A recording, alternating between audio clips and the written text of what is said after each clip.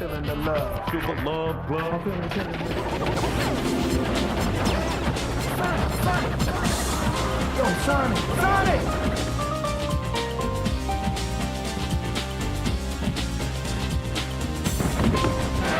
Man, stay off the light speed!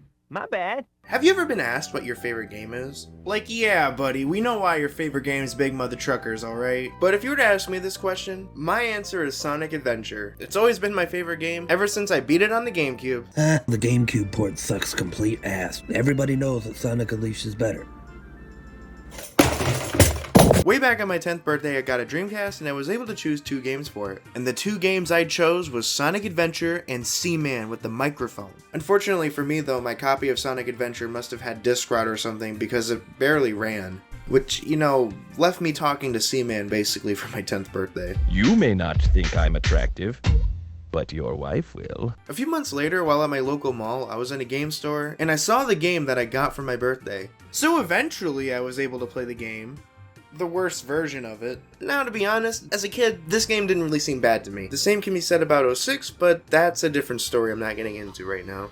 First thing they noticeably changed is the character designs. It's more of a preference thing. I actually don't mind the updated versions, but the Dreamcast designs obviously are the ones that have more charm. Now, if I went over every little change, this video would be way longer than it already is, but there's a lot of shit about this game that they changed, and a lot more people agreed that it's just worse. I recommend checking out the cutting room floor, because they really show how all the textures and lighting got all fucked up. The change that creeps me out the most is Tails' tails. They removed the motion blur in his tails, so it looks like he has even more tails. And what sucks even harder is my copy of Sonic Adventure still has disc rot, so instead of playing this, I have to play this fucking version.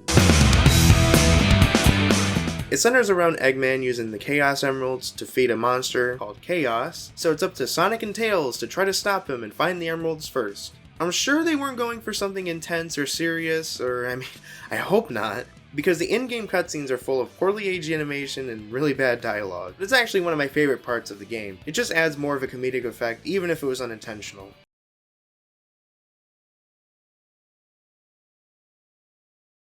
That's Eggman! I wonder what happened to Sonic. Another thing too is stuff just seems to happen for no reason at all. Like, in order to get to several of the stages, a cave just magically spawns in the Mystic Ruins, just out of convenience. So in order to play the stages, you have to get through these adventure fields. These are like the Peach's castles of the game. My favorite part of the hub world is that the time of day actually changes as you progress. But these adventure fields can be really confusing. Like, I couldn't find where to put the Windstone after the first Eggman fight, and the orange glow doesn't give any information about it. I eventually found out where it goes. This is just one example.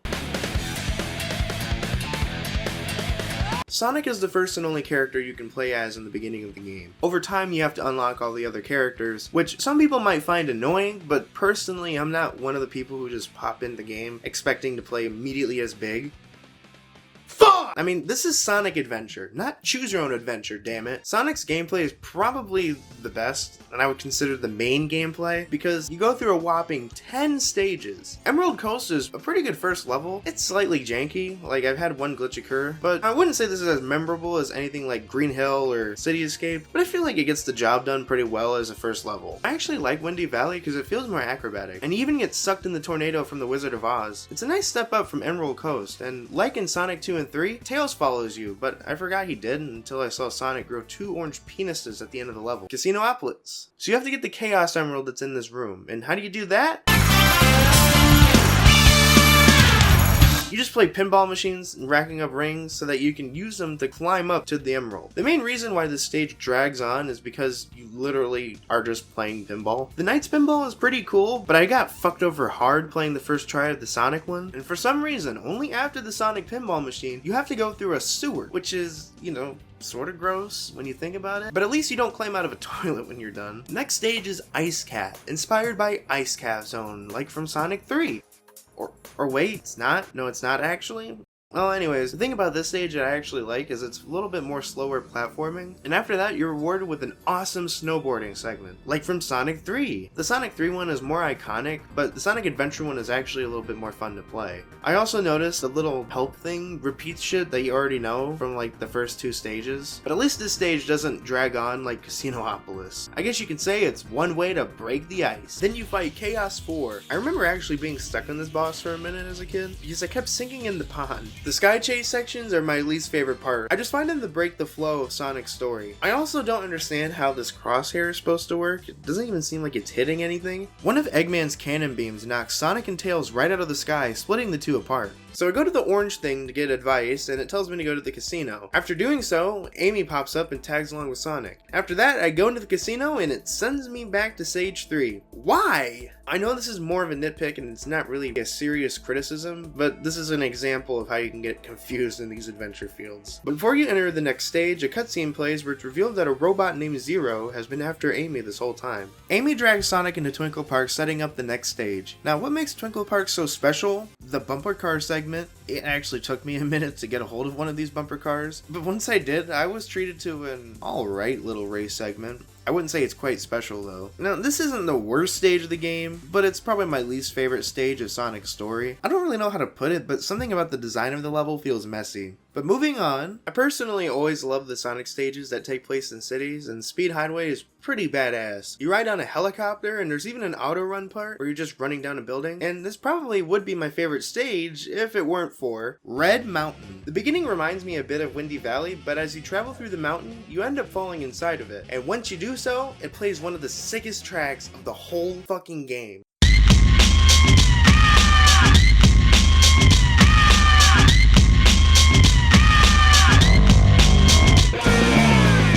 With all this lava and prisoners inside, it makes the mountain look literally like hell. And after that, oh boy, more rail shooting! Honestly, for some reason though, the second time it feels shorter, so it's not really so bad.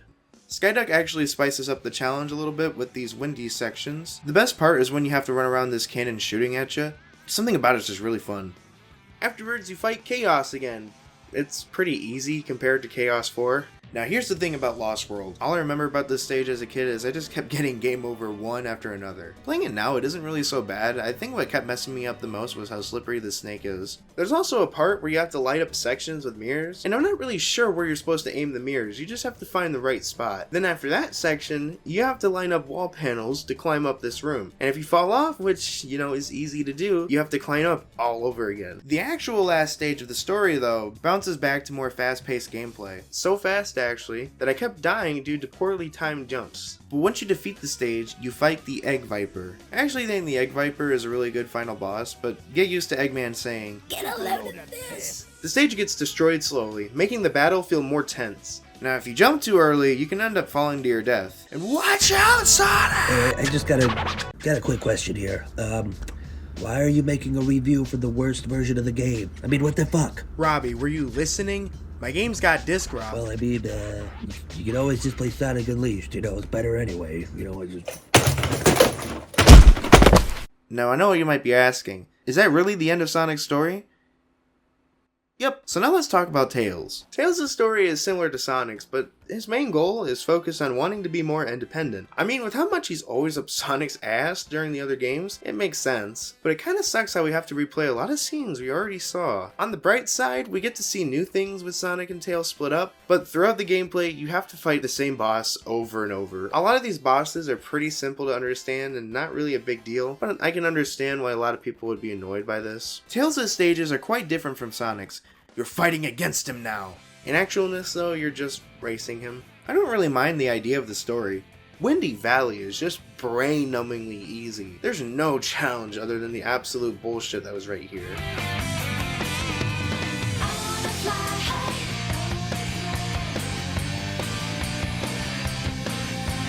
Now we're back in Casinopolis, but instead of gambling for rings this time, you race Sonic through the sewer. Ew. You know, I realized something strange. Why is the story between the two characters different? On Sonic's side, if you remember, you had to acquire the rings playing through pinball. Why is Tails just racing Sonic for the emerald? I know this might seem like a nitpick, but this stage is so painfully easy that that's the only thing I can really think of to talk about. You race Sonic and Ice Cap next, but this time, it starts with the snowboarding segment, which actually threw me off guard for a second, but this is actually not a bad stage. I think because you and Sonic are both snowboarding, it actually makes sense to feel somewhat like a race. But that shows that these racing stages would have worked better as just, you know, small parts of a level. After that is Sky Chase again. Okay, I'm starting to officially hate Tails' stages. Hopefully I won't have to do this shit 4 times, right? After Tails crashes, you finally get to see his side of the story. You look for a Chaos Emerald in the jungle, and after you find one, this bitch-ass frog takes it from you. And yes, that is his character's name. After that, it's another sub-game, my favorite stages if you can't tell. This time, it's just the exact same as Ice Cap, but easier this time because you're going from point A to point B. Once you complete this, you enter a flashback. Again, wait, what? You're saying I forgot to bring up the flashbacks? Well, throughout the game, you get a little glimpse of the history of the Echidna's connection with the Chaos Emeralds. Tails realizes that rubber bands probably are not a good source for the tornado, so he decides to use a Chaos Emerald instead. And after finding Sonic, who is trying to rescue Amy, you begin another... I will say Skydeck is slightly more challenging, but having the level design the way it is, you can easily fly through it. I guess Tails takes Amy to safety, and after Eggman crashes, he launches a missile desecrating the entire fucking city. It actually doesn't blow up. And after realizing that, Eggman goes on his way to set it off. So finally, instead of racing Sonic this time, you're racing Eggman to the missile. Not much to say about this stage, other than it's pretty much the same as all the other ones, but longer. Something about it that's strange is you don't even go to a missile. You just go inside this hole and I guess you beat Eggman? Eggman gets pissed and whips out the Egg Walker, with one of the scariest lines of dialogue I've ever heard him say. Away, before I make mincemeat out of you. If you want to hear Eggman say, "Get a load of this," a billion times over again, you'll probably love this boss fight. After that, you save Station Square, and that concludes Tails' story. I actually think Tails' story isn't bad on paper, but the outcome here was just underwhelmingly easy. Knuckles' story is much more refreshing after playing through Tails, which, you know, was pretty much the exact same as Sonic's. The Master Emerald breaks while Knuckles is sleeping, causing Angel Island to fall.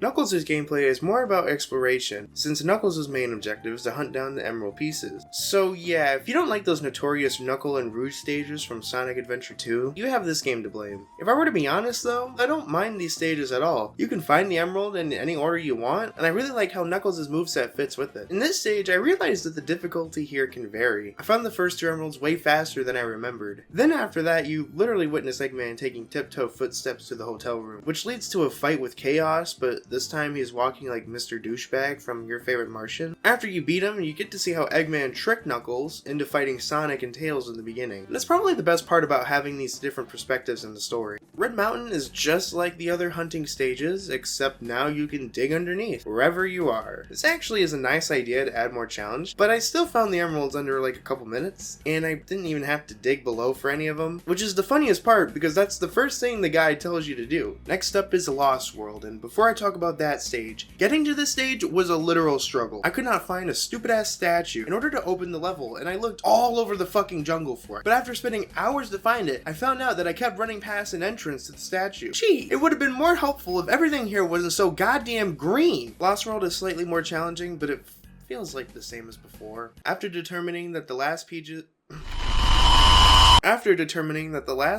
are in Eggman's fortress, that brings us to Skydeck. Again! Tails, Sonic, and Knuckles all have their unique levels, but the only time you go to a new place is when you're in that stupid damn sub-game. So anyways, I hate this level. There's a lever that you can pull and push. Doing so makes the controls gross as hell. On top of that now, you have to go back to the lever and fuck with it whenever you're trying to find an emerald. Once you get all the pieces, you fight Chaos 6, and something I noticed this time is it's actually different compared to Sonic's story. story, which is weird because this is the first and only time a boss fight was ever different compared to other stories. After that, you restore the Master Emerald, and it concludes Knuckles' story. I think Knuckles had a better gameplay mechanic and better story idea compared to Tails, but much like those stages, the gameplay difficulty is not balanced in the slightest. The next character you get to play as is none other than Amy Rose, of course! Amy only has 3 stages. Every other character gets like 4 or 5, except for Sonic, and why they did this is still a mystery as far as I know. But in case you were wondering, Amy's gameplay is just slower paced platforming. Her story starts with her walking down a street and she meets up with a bird that's being chased after by Zero. That means during her stages, you have to basically just run away from Zero as much as possible. Something I noticed is the orange guide thing literally entices Amy to gamble. And after meeting up with Sonic, you start her story in my favorite stage, Twinkle Park. Amy might have the second best gameplay in the game so far. It's different, but it has more challenge to it. And if you ask me, Amy's rendition is probably better than Sonic's. After getting kidnapped, we get a little introduction to the character Gamma, but trust me, I'll get to him in a minute. So after he lets you out, you get to play some whack-a-mole to beat Eggman's high score. What? A new stage? Yep. What to say about it? Well, there's a draining switch that just floods this section with water. That's a bit silly. This stage actually features a bit of puzzle solving, from pushing buttons or cranking gears in a specific order. My only complaint is that it feels a little too slow, but at least there's something to keep me from falling asleep. After Hot Shelter, you enter a flashback, and I realized that Tikal wasn't even in the area they spawn you. How cool! When Amy finds out the bird has friends, she decides to save them herself at Eggman's base. All I can really say about this part is about this stupid ass door you have to get through Eggman's base in. Look, I know that there's probably a combination or whatever, but fuck that shit, I just want to get through. Then when you do get through, your last stage is Final Egg. Final Egg is less slothy, but it's also not as challenging. I feel like Hot Shelter probably would have made a better final stage given the amount of bullshit. So after all that, you finally get to beat up Zero. I actually think he's one of the best boss fights in the whole game. Instead of just clobbering him, you have to push him into the border to get electrocuted. Then you can beat the shit out of him. Now honestly, I think Amy's gameplay is a bit solid in comparison to Tails and Knuckles so far. E102 Gamma, or, just simply Gamma, is a robot created by Eggman. I actually really like Gamma's gameplay. The first stage acts more like a training level. You just shoot these dolls and practice aiming as Gamma. Not really much to make of it. But after you complete your training, your first task is to kill your brother Beta, setting up this robot-sibling rivalry. Once you complete that task, Eggman gives you your first mission. Find this bitch-ass frog. Now I know Emerald Coast is like the first level of the game, but it's the only level I can really pass for repeating because it's been so long since I played the last level. Something I noticed is Gamma never jumps in the water. He always just does this float thing. I guess he doesn't want to get his expensive shoes wet. After this stage, Gamma somehow experiences probably my favorite flashback.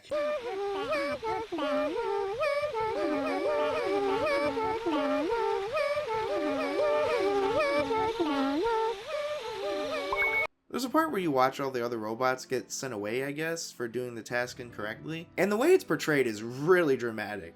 And now we get to the scene where we saw Amy talking to Gamma. This is actually the beginning of Gamma's character development, which, yeah, the robot actually has the most character development. Gamma decides to let Amy go, and after Amy saves his life, Gamma goes through a weird glitch and he turns good. So now we're tasked with saving the rest of your friends. By destroying them? Well, as you destroy them throughout the stages, you realize that they all have animals inside them. With how the beginning kind of starts out, you don't really expect to be playing as the good guy. I'd actually rather play something like this than fucking Tails' story. So anyways, the best part of Red Mountain makes a comeback, so because of that reason, I'm just gonna have to say this is my favorite Gamma stage. You guys wanna see me pull a prank on Knuckles? Next up is Hot Shelter, and something about it is that it reveals Eggman's robots can use the bathroom, which is, I guess that makes sense? Sorta? I don't know. I even reached a part where I was gonna make it to the next checkpoint, but I just hit 0. You know what? For being the last level, I'd say it's a good challenge. Just make sure you have some lives saved up. The next robot you save is this purple little fat fuck, but the last robot you actually save is the final boss.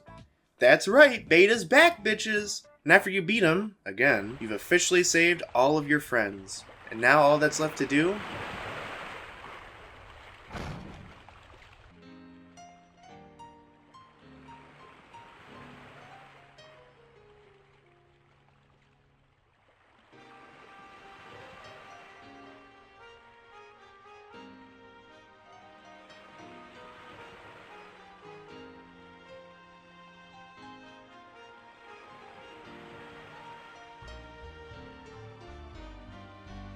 Gamma's story is actually a little bit interesting in my opinion. Oh wait, what? Those aren't all the characters? Fuck!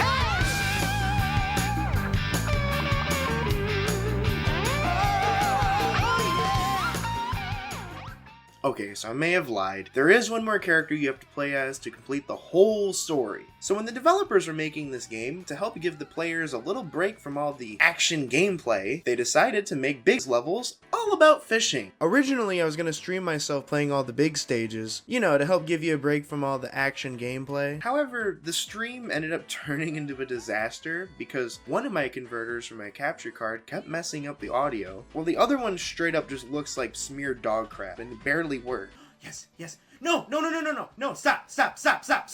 God damn it! These are literally the worst stages in the game. I've never really played any fishing game, but if any of them control like this, then I honestly don't even want to touch any fishing game. Come on, I just want to get froggy! And something I even realized in Ice Cap is that you can break your fishing pole, and what happens after that? You lose a life. Just go and grab the damn frog! Not to mention, before the level, you get one of the most useless fucking upgrades in a game. What? I forgot to explain the upgrades? Well, throughout the game, you get these upgrades to your character, allowing them to do more things. And what does Big get of all things? A fucking floaty belt. Oh, and you want to know the best part about Ice Cap? All of this ice that's blocking your fucking view.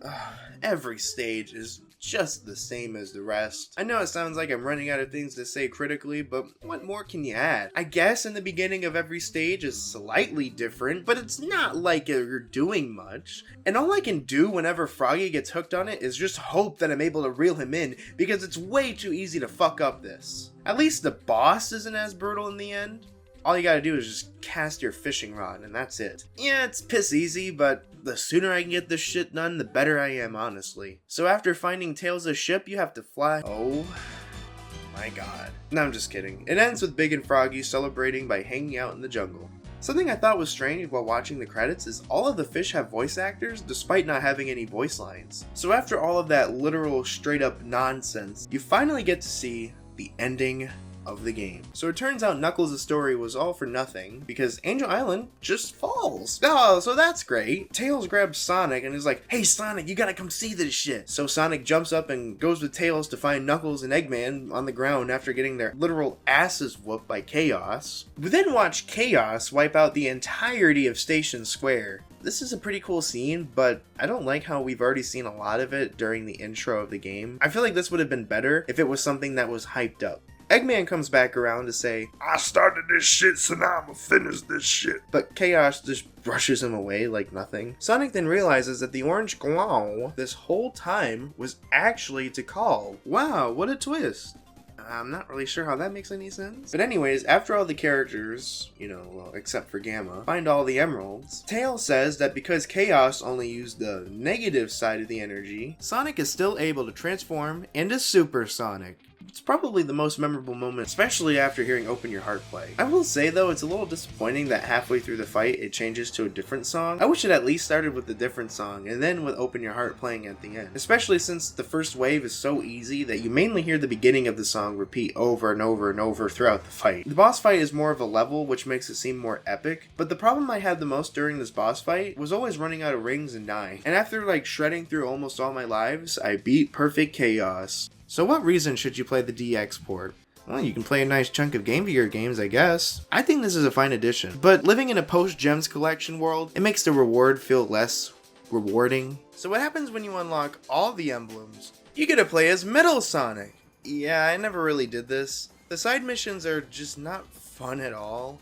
And all you get in the end is just to be able to replay Sonic stages, but now as Metal Sonic. I know Sonic Adventure has quite a few problems, but I'd say the difficulty is what it all boils down to at the end of the day. Sonic, Amy, and Gamma have alright stages, but Tails, Knuckles, and Big especially are probably the worst parts of the game. But if you ever plan on playing this game, something I could recommend doing is changing the characters as you play. It might make it feel less repetitive. So, you might be wondering, why is Sonic Adventure my favorite game of all time?